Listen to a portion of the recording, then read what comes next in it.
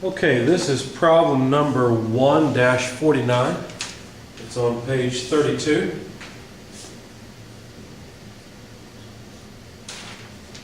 Balloons are often filled with helium gas because it weighs only about 1/7 of what air weighs under identical conditions.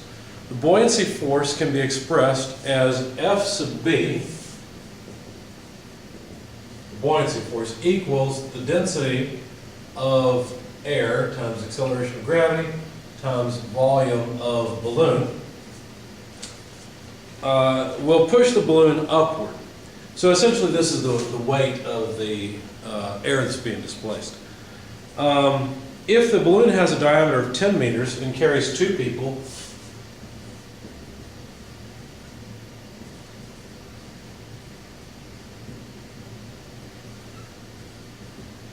each 70 kilograms,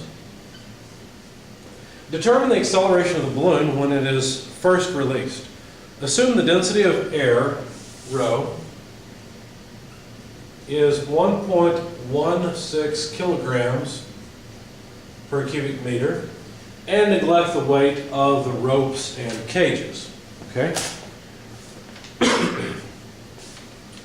All right, so just a picture quickly. Here's the helium balloon with a diameter of 10 meters. Ropes, which we're neglecting their mass and therefore their weight. And the 2 people, strange looking creatures, but there they are standing in the balloon, 2 times 70 kilograms. Okay, the other piece of information that we're given that I don't have written down here is that the density of the helium is about 1/7 the density of air. So that should give us a little bit of useful information. Now, with this kind of problem, you need to create a free body diagram. So this is basically taking you back to dynamics. And you need to consider what forces act on the system. So here's our balloon people helium system. There's a buoyancy force that acts and a weight force. Now, the weight force is something we have to consider in more detail, but basically the sum of forces equation in, of course, the y direction would tell you that the buoyancy force less the weight force is equal to the mass times the acceleration of the system. Now remember, the system includes the balloon, everything inside the balloon, the people, and we're neglecting the basket and the ropes. So essentially the acceleration, which is what we're looking for, can be calculated as the buoyancy force less the weight divided by the total mass. Now you have to be careful here. The buoyancy force is in fact given by this equation. But the weight and the mass are a little bit less obvious. Let's expand this equation just a little bit. The acceleration is the buoyancy force, we know that. Density of air, let me just use a subscript A for air. That way I don't have to write AIR all the time. And we'll just use H for helium. Okay, so the density of the air multiplied by the acceleration of gravity times the volume of the balloon gives us the buoyancy force. But what about the weight? Well, what all things contribute weight?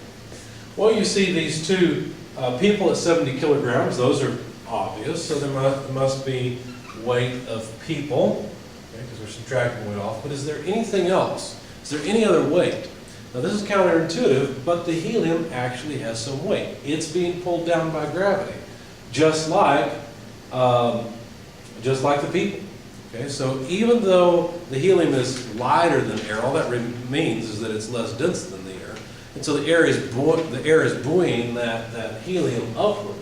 But the helium still has weight, so we have to subtract off the weight of the helium.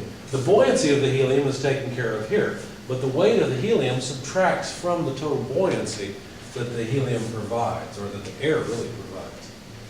Okay, so what masses are there? Well, you realize there's mass of the people, but now you probably realize there's also mass of the helium. Now this mass of the helium has to be accelerated just like the mass of the people has to be accelerated. Okay? All right, so let's find out how much each of these things are. Okay, the acceleration then is the density of the air, acceleration of gravity, V. To write the weight of the people, we'd have mass of people times g. To write the weight of the helium, we would have minus the density of the helium times acceleration of gravity times volume of balloon, because notice that product would give us the weight of the helium. And again, divided by the mass of the people, but I'm going to break up the mass of the helium as the density of the helium times the volume of the balloon. Okay? Now, let's see, I think we're done with the free body diagram, so let me erase this so I have a little more board space.